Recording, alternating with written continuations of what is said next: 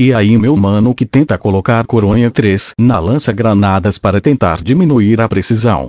Hoje eu trago os meu pack de efeito sonoro. O download não está na descrição, então você vai ter que instalar Snaptube para baixar.